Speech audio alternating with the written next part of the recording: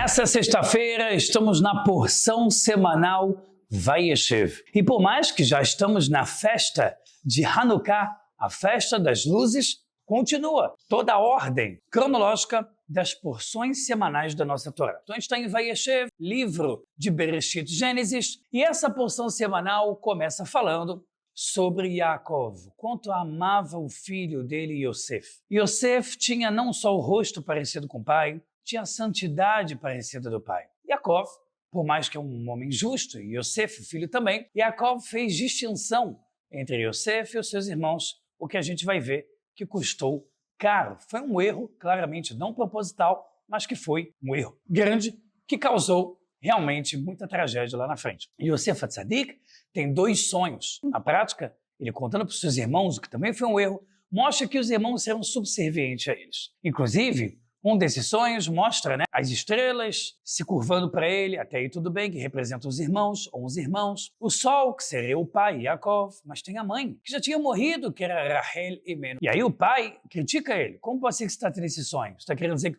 vai estar acima de todo mundo? Quer dizer, até dos mortos? O Rashi, o explicador da Torá, vem e nos ensina uma regra. Todo sonho, mesmo que verdadeiro, obtém características, detalhes que são fantasiosos, que estão errados, não vão acontecer como mensagem espiritual. Yosef vai crescendo, um belo dia o pai manda Yosef para ver os filhos pastoreando, ver se estão bem, se estão em segurança, e aí os irmãos falam, olha ali, aquele que acha que é melhor do que a gente, que quer reinar sobre a gente, vamos lá e vamos matar ele. Vamos dar uma pausa aqui. Olhando, parece que são animais que querem matar o irmão.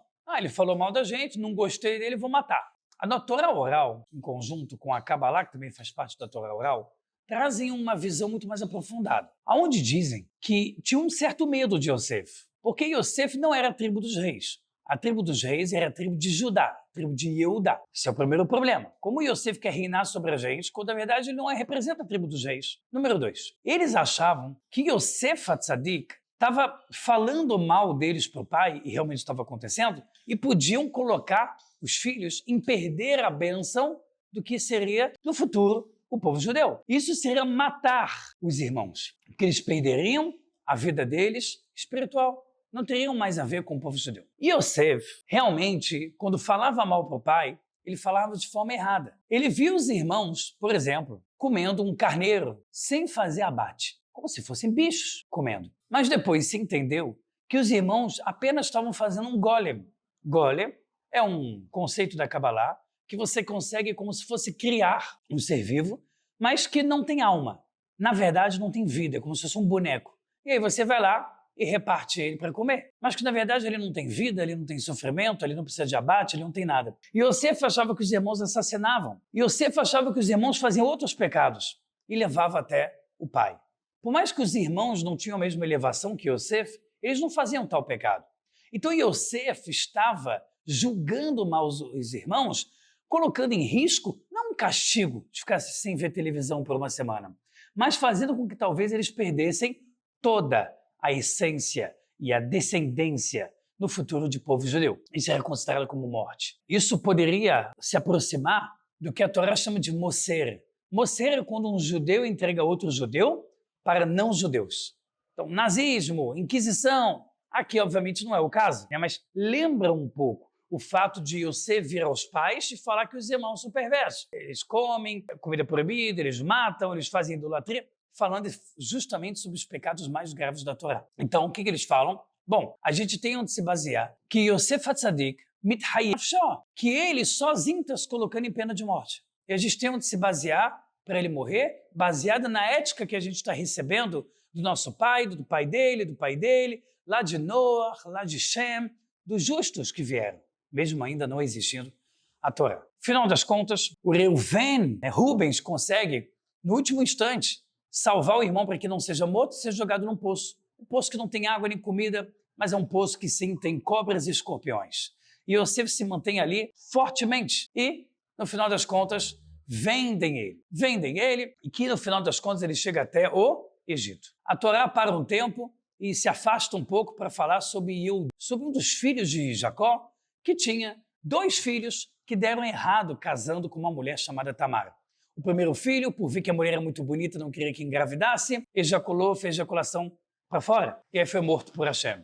O segundo filho fez algo muito parecido, na mesma linha de raciocínio, foi morto. E aí, Yehudá não quis dar o terceiro filho, porque Yehudá pensou, essa mulher está matando meus filhos. E aí pediu para ela ficar numa casa, como uma viúva de luto, até o meu terceiro filho crescer. Tamar viu que o filho estava crescendo e Yehudá não dava o filho. O que Tamar fez? Bom, eu vou tomar minha posse à força. Quem é o próximo da lista?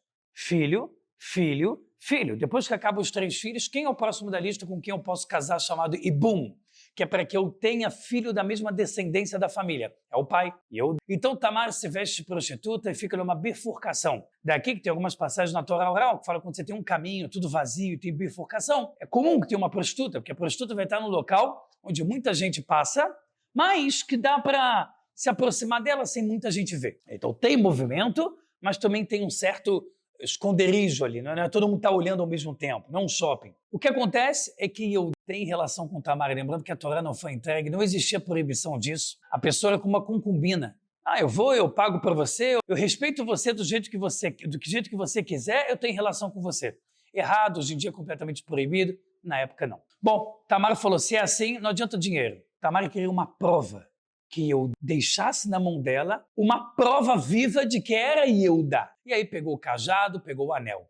Acabou. Pegou a túnica, cajado, pegou o anel, pegou tudo que era típico dele. Tiveram a relação, disso ela engravidou. E Yehudá não sabia que era Tamar, achava que era uma prostituta. Mais à frente, vem mais línguas, digo mais línguas porque era mentira, e disseram que Tamar se prostituiu, quando na verdade, pela Torá, ela teve relação com o próximo da lista, pela Torá mesma, permitido com o Yehudá.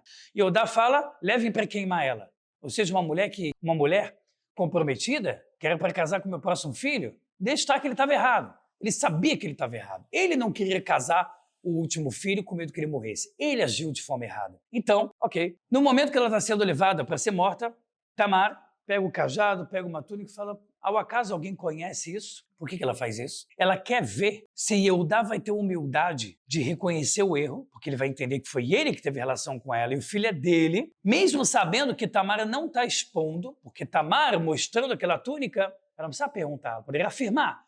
Pessoal, esse anel, olha aqui os detalhes, isso aqui é de Yehudá. Ela faz de uma forma recatada, sem mostrar muitos detalhes, sem entregá-lo, mas chamando a atenção. Yehudá, então, diz, ele é mais justo do que eu. Ou seja, ele entendeu tudo o que aconteceu, o erro dele, e mais uma vez na Torá, uma mulher é mais elevada do que o homem, e salva a pele do homem, salva a pele da família, e salva a pele da continuação do povo judeu, que vão vir aqui, pessoal, da tribo de Judá. Bom, depois a Torá volta para falar de Yosef, tem toda a questão de que ele foi preso, o assédio que ele sofria da mulher de Potifar, que é o amo dele e tal, e até que ele vai preso, fica 10 anos na prisão, e no 10º ano da prisão vem 2 pessoas.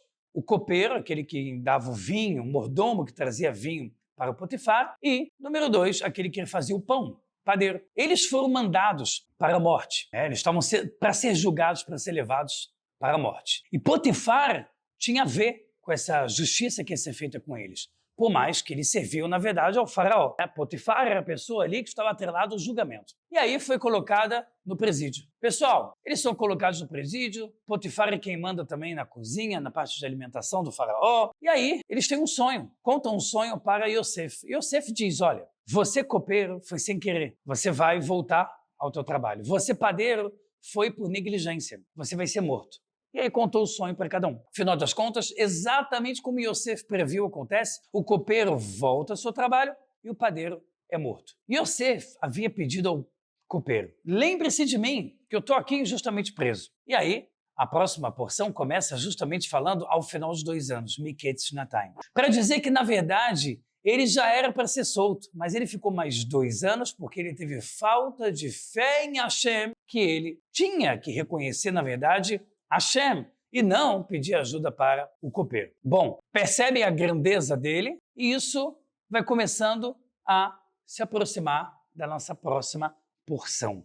Então, pessoal, aproveite para sentar com seus filhos, com a sua família, nesse Shabat, nesse fim de semana, e ensine a eles sobre o erro de distinguir, não só da parte de vocês, pais, mas como as crianças não devem se comparar, como as crianças não devem dizer eu sou melhor do que ela, ou não vou fazer tal esporte ou tal coisa porque ele é melhor do que eu. A gente precisa trabalhar essa equidade. Equidade não significa que todo mundo tem o mesmo objetivo nesse mundo, mas que todo mundo tem o mesmo direito de ser amado, tem o mesmo direito ao carinho, ao abraço, à meiguice, a todo o tratamento amoroso que um pai e uma mãe deve dar ao filho. E junto com isso, nós temos a festa de Hanukkah, então Shabbat Hanukkah, Sameach para todos vocês. Se você gostou desse vídeo, aproveite para curtir e compartilhar com seus amigos. Se inscreve no canal. Se você ainda não é inscrito, vai Torá. Shabbat Shalom.